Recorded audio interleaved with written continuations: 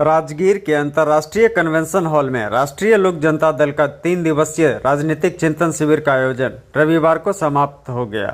समापन भाषण के दौरान पार्टी के राष्ट्रीय अध्यक्ष उपेंद्र कुशवाहा ने कहा कि कार्यकर्ता 2024 और 2025 के चुनाव को लेकर राजगीर से संकल्प लेकर जाएं ताकि पार्टी मजबूत हो। उपेंद्र कुशवाहा ने कहा, पूर्व में जिस तरह से चुनाव में हमको जातिगत समर्थन नहीं मिला, जिसके कारण हमें निराश होकर पार्टी का विलय करना पड़ा, लेकिन इस बार किसी भी परिस्थिति में पार्टी का विलय नहीं होने देंगे। उन्होंने मुख्यमंत्री नीतीश कुमार पर चुटकी लेते हुए कहा कि बिहार में सुशासन की सरकार नीतीश कुमार को कहने का हक नहीं है, क्योंकि यहाँ महागठबंधन की सरकार में हर योजनाओं में नेताओं और उनके अधिकारियों का कमीशन बंधा हुआ है।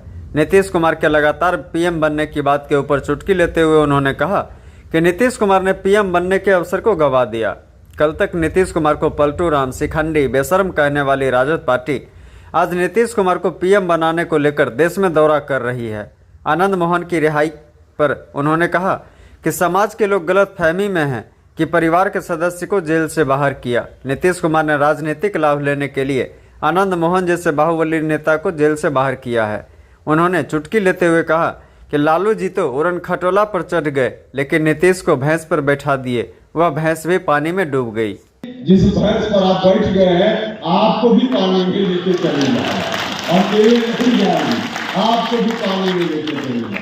तो आप बैठ ही गए हैं, तो क्या किया? अरे यहाँ पे तो टांगा पर बैठते थे, हम लोगों को भी अच्छा लगता है।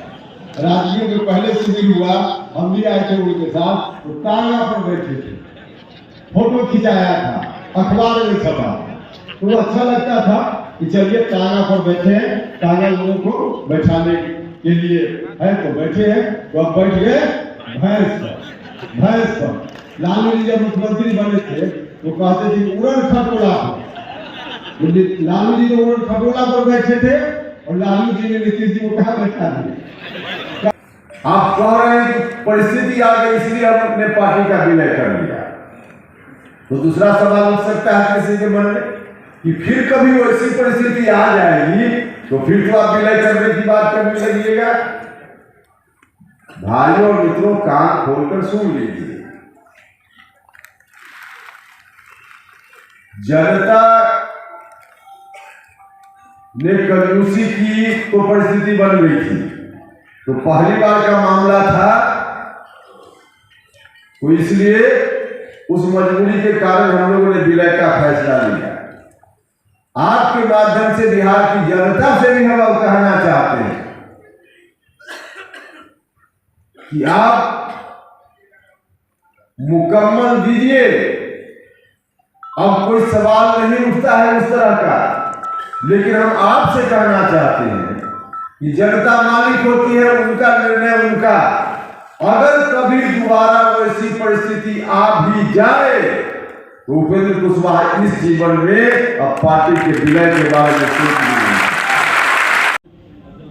इस मंच से भी कई लोग बोल देते हैं, व्यक्तिगत रूप से ऐसे शब्दों के समर्थन में मैं नहीं खड़ा रह सकता, चाहे किसी के लिए इस्तेमाल किया गया, लेकिन इस तरह के शब्दों का इस्तेमाल नीतीश जी के लिए किसने किया था?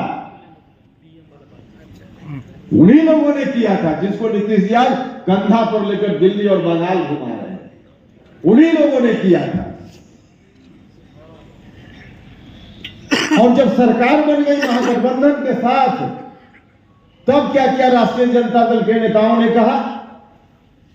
राष्ट्रीय जनता दल के नेताओं ने ही इनको भिखमंगा कहा, इनको बेशरम कहा, न जाने क्या क्या कहा, शिखंडी कहा। अब बताइए, राष्ट्रीय जनता दल के लोगों से, मीडिया के बंधु, जरा